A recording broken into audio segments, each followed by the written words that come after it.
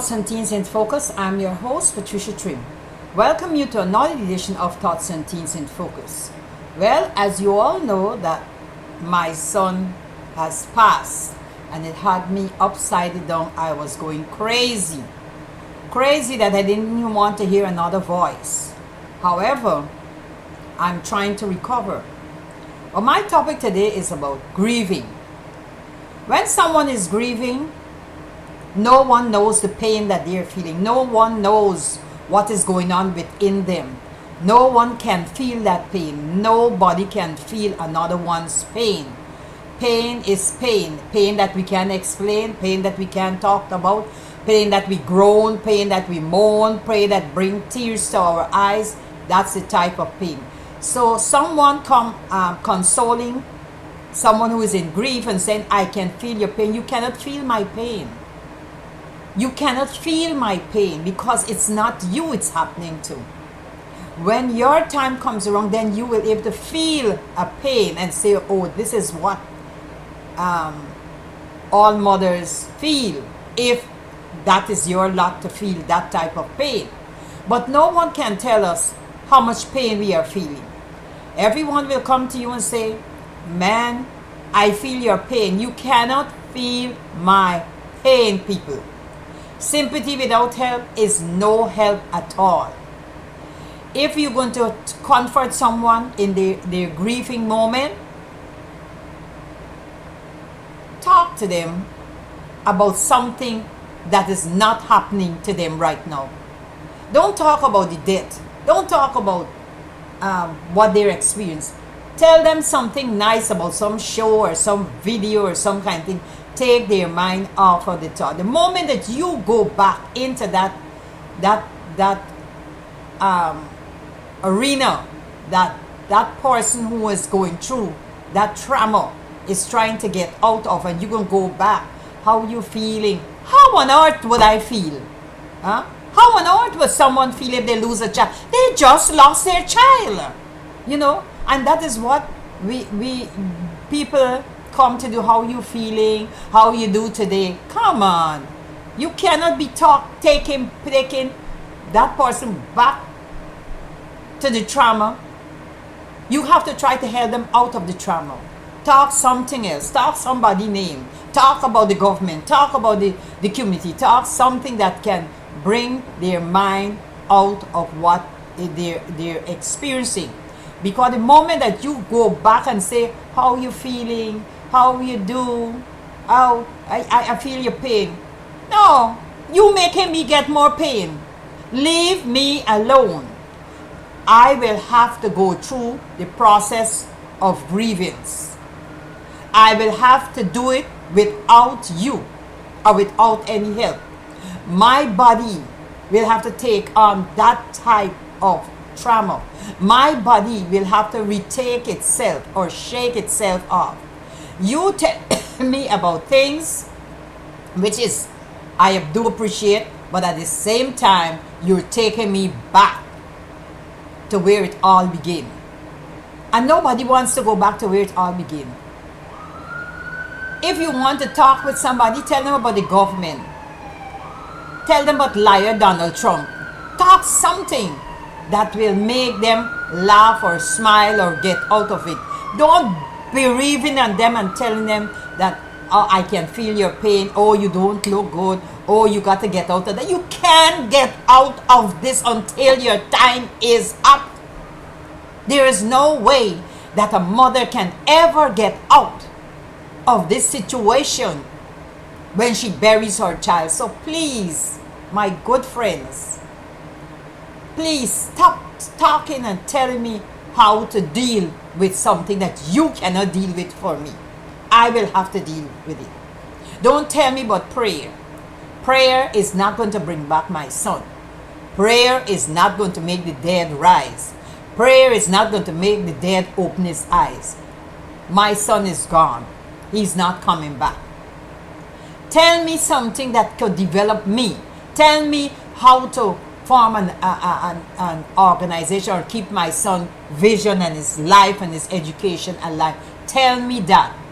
I am more prepared and open for you helping me form an organization, open something that will benefit, that will keep his name alive. Tell me those words. But when you're going to come telling me about the pain and the pain, I don't want to hear it. I'm already in pain. I don't want to hear about pain. I'm in pain. From top to bottom, I am in pain. Pain is killing me. I don't want it to die. I don't want you to continue gnawing upon me. Every time in there, how you feeling? How you feeling? Come on, people. This is where you always try to bring down people that people cannot get back to themselves. Not patriciatrim. I am going to deal with my matter in the way that it ought to be. Praying will not bring back my son.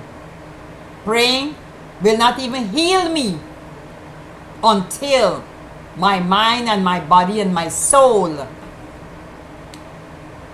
is over what is going on. I can pray all day, all night. It's not going to heal me.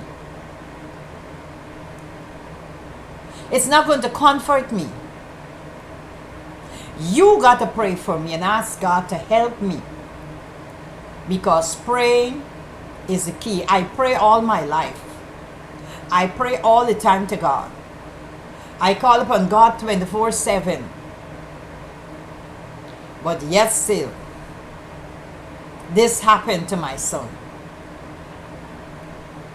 I just have to deal with it. I just have to go through it. I just have to get strong in it. Don't tell me to get out of it. This is what will make me, get me strong. You cannot help me if you come telling me about, I feel your pain and this is what's happening and does what. I don't want to hear that. Tell me, how can I get along, get an organization, do something that is worthwhile for my child, do something in his name in the community, bring the blessings back into life, see some other project that can help, see where I can be involved in, of making a difference in the community. I will much appreciate that. I will much appreciate that. I just want you to know he's not coming back. He will never come back. So if you want to join with me, you could turn and say, open an organization for Colin Alvin Richard Trim, who was a headmaster, who was a principal, who was a manager, who could have an educational funds going for young people. Tell me those things. If you tell me those things, I will listen. But if you come always telling me you dream about me, you're thinking about me, stop it. Stop it. I don't need to hear that. Stop it. You're not helping me. You are destroying me. When you contend with prayers, I will walk up to heaven and pull down God in prayers. So there's nothing new that you can tell me. I know about prayers. I know what can be done. I don't think I have to go through my trauma. I have to cry out. I have to cry. I have to speak out. But don't tell me when I'm speaking out that I should not. When I speak out, I feel good, because what comes up inside of here wants to come out. So I'm telling you, if you really want to help someone who's going through a trauma, losing a child, accident, whatever, don't tell them I feel your pain. You ain't feeling no pain. The body got to heal in the way that it's supposed to be healed. And if you are a true Christian, you need not to tell nobody how to get over it. Tell them to listen to music. Get involved with music. Get involved in something that could bring them out. Listen to Jim Reeds. Listen to Shanaj. You just want something that you can bring out of your feelings. And I would like to say, you know, this is how people get well. From yesterday, that people were talking to me, and one lady came on, how you feeling? I had to say, stop it. Stop it right there. I don't want to hear that. I don't want to hear it. Another friend came on talking and I said, I don't want to hear it. Why are you telling me these things? I don't want to hear it. I am going through a process. And this process it want no negative vibration. It want positive attitude. I don't want nobody moaning and groaning because I already moaning and groaning in my ears. Groaning in my sleep, crying in my sleep. I don't want to hear how people describe. I already know. I already feeling it. I already having the experience. Moaning, groaning, and crying. I don't want to tell them that my face look bad because let me tell you something. I wasn't eating for a whole month. So my face will look bad. I will look reduced because I wasn't eating. I wasn't drinking any liquid. So all these things will tell on me. This is what I got to go through. If you can't like me how you see me now, you can't like me if I get better or get worse.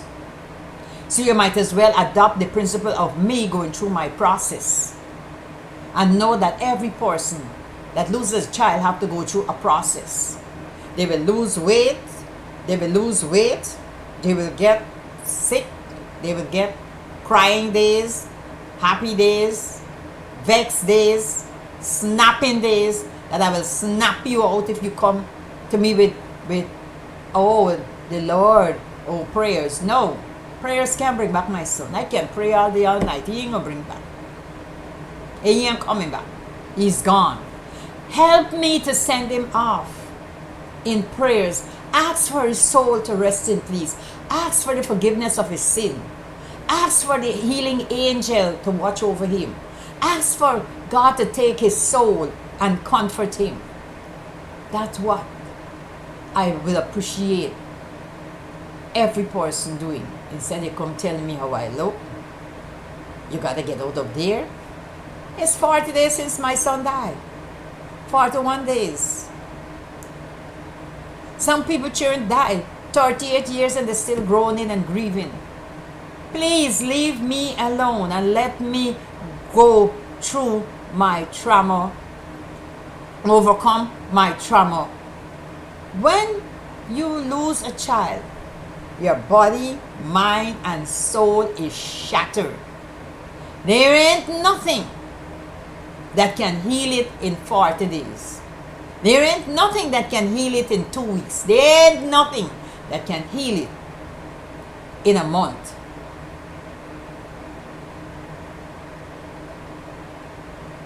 There is nothing that can heal it. Time and time and time will take its time. I do appreciate everybody who are calling to find out how I do. But please, if you're going to talk to me about something about development. Talk to me about the community. Talk to me how I can make a difference for my son. I'll be so happy if you can do that for me. Because it's a positive role to heal my trauma, to heal my heartache, to heal my mind, to heal my soul. It is a positive talk. If I ask you to pray with me, pray with me. If I ask you to be on Zoom and pray with me, that's what I'm asking you for. Prayers to pray with me. To pray with me for my son's soul to rest in peace. That's what I'm asking for. I am not dead as yet. I'm still alive. Although I said, God, you should have taken me instead of my son. But he still got me here. And although he kept me by a string of life, until now my eyes cannot even open because I'm still weak. This weakness will not leave me like click your finger and it's gone. It wouldn't. It's a weakness that will stay in my body for umpteen times because a part of my heart is gone, a part of my soul is gone, a part of my mind is gone, so it will be there. I lost one voice, I have two voices. big men don't look into the direction or whatever they have in their mind, you know. It's not their experience. They feel it, but not their experience, if they feel it at all. But a mother will always feel it. A mother is feeling it for the one that she lost and the rest that she have. She's feeling that pain because every time the sudden death of one child will always scare you with all your rest of children. The sudden death of one child will scare the hell out of a mother with all of her rest of her children. I saw my Pastor Bernard's wife. Pastor Bernard and his wife lost their first child. She was a mess. She was a mess. She was broken. Same thing as I was broken to pieces. But the second child came and she lost a child too. Probably she had a little bit more strength. So when these things happen, she gained experience from the first one. She questioned God like I did. Why? What happened? What happened?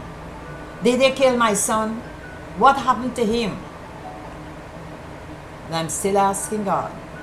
And they got people for 30, 40 years still asking God, why? Why did you take my child? Why did you take my son? These are questions I will have. Please don't tell me that I have no right to question God. Please don't tell me that I have no right to ask God questions. Please don't tell me that. Because it's just talk you may want to talk. We have a right to question God. We have a right to ask God why. What is it? Tell me something. We all have to die. Yes, I know that. We all have to die. But no one wants to die. Or no one wants to feel the pain of death in their life, in their children's life, in anyone that is close to them. No one wants to feel that pain of a sudden death. More so even if they are sick. Sometimes you see your patients, your family sick, taking tubes all over their body for months, for years. They're getting cancer, they're getting this, and you have to endure it because whilst they're going through that sickness, you are enduring it. You got to watch them. You got to watch them deteriorate. You got to talk with them when they are crying. You got to wash them, clean them, turn them over, which is more painful than a sudden death. Parents with the children in the St. Jude Hospital have to watch their children, love them up, only for them to die. Can you heal that woman's womb? Can you heal that father's womb? No. You can't heal it.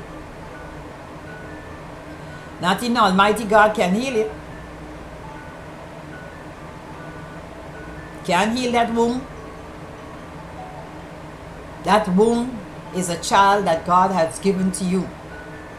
That womb is a child that God said, this is your baby. Take care of him. Don't make anything happen. That womb is a child that you love, you cherish, you honor, you bless, you cry, you beat. That womb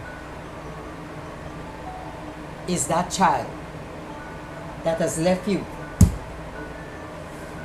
That has left you and gone. No more will you see that child.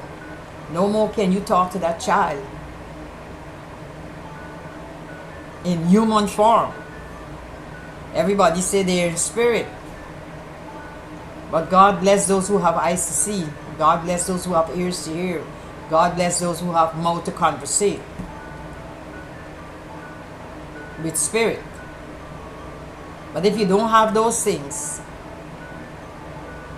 you just have to put your trust in God and say goodbye, bye-bye. Thank you for the time that you were here. Thanking God for giving you the privilege of being a mother. God bless all those who become a mother, even those who did not become, even those who had an abortion, even those who have miscarriage. God bless you too. God bless all women, because there's a womb that He has put inside there to become a mother. Some come and some did not. But God bless those womb, because there's always a deep feeling, because the Spirit of God lies in that womb. Even if that womb never gave birth, God loved that womb, because that's the womb. A child who don't have a mother, a child who don't have a sister or a brother, will find happiness in that womb. That's why God gave all women womb. Not because they don't have, but they can be a child. They can be a mother to a child, an aunt to a child, a sister to a child. That is why God gave all women womb, to let them do what they have to do. So I'm just saying, I appreciate everybody talking to me, but I don't appreciate that you bringing me back to the sorrow. You asking me how I'm doing. Don't ask me how I'm doing. I lost a child. I buried a child. Don't ask me how I'm doing. Talk to me. Tell me how I can make a difference with my son's name, Colin Alvin Richard Trim. How I can make a difference in the community, in another child's life, in his children's life. You want to help? Help those two children who don't have a father now.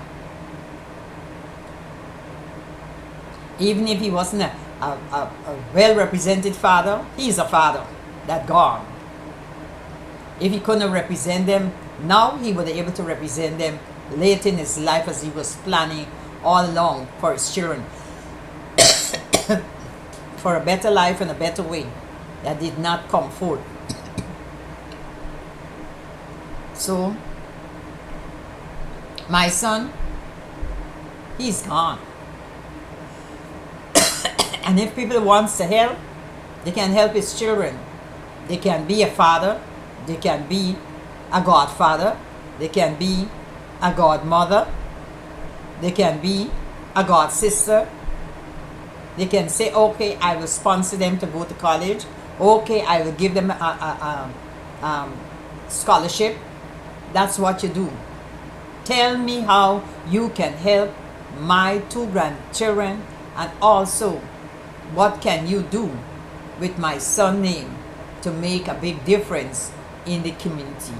If you can tell me that, I'll appreciate it, because Colin Alwyn Richard Trim, a principal, manager, and a dedicated young man who do not speak much but give stern warnings. Listen to all that I'm saying. Then he said, Mommy, you are wrong. Mommy, you should have not. Oh, I want to eat his head off. But he's gone home. Love you, my son, Colin Alvin Richard Trim. May your soul rest in peace. May you be the angel in the air as you take up your wings and you are flying north, south, east, and west. May you see abundance in your brothers Dexter and Collis' life. May you be an angel over my life to protect me from danger seen and unseen, as I kiss my hands to you, because God had you in the palm of his hands. May you watch over your children. Give them, teach them when they can't understand. Teach them you are a teacher. Teach them in the spirit. May you watch over Collis and Dexter, your aunts, your uncle, your cousins. May you be a blessing to each and every one of us.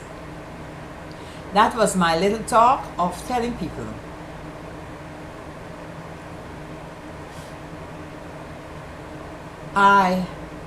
my child is dead and I could never be okay or never be feeling good.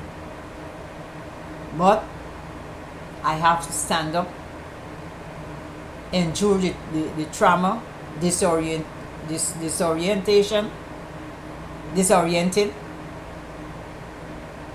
cry, weep, mourn, grieve, bawl, holler.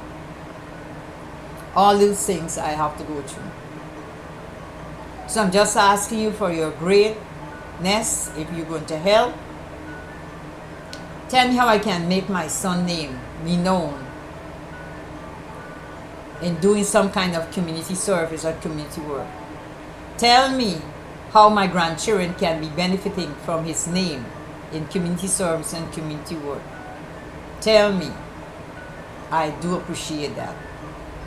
Thank you very much. This was Patricia Trim giving a talk about don't tell me you feeling my pain. Tell me how you can do something that will make my son's name prosper. Thank you all for listening, and I do appreciate it's not only me alone might be losing a child.